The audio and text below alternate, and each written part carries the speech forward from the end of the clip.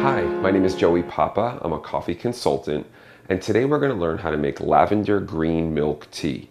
Lavender green milk tea is not something that you typically hear of in the United States, but it's very popular in the Far East.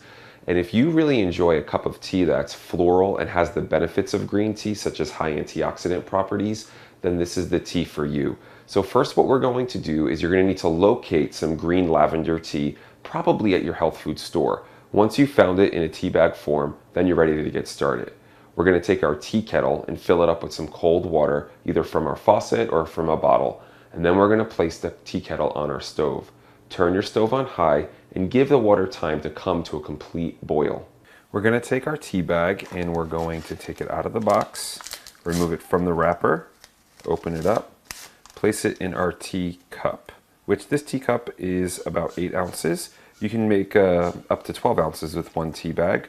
We're going to pour the boiling water on top of the tea bag, leaving a little space at the top here, just making sure that we don't splash any hot water on ourselves. And we're going to bob this tea bag up and down a few times just to get the water flowing into the tea bag so that that hot water can pull out the flavor and diffuse the tea throughout the beverage. After about 2 to 4 minutes, you're then going to want to remove the tea bag from the hot water.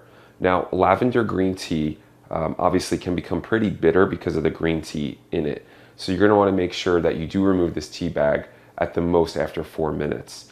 And again, lavender has become so commonly known for it having its calming properties, and that's why we find it in lotions and in soap that's used to take a bath.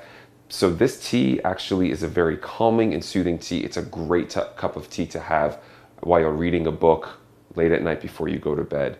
So once we've removed that, I don't recommend adding any sugar because this tea is so floral and sweet in its essence alone. To top it off and to add, we're going to add some milk to it here. Just a little bit. And again, you can use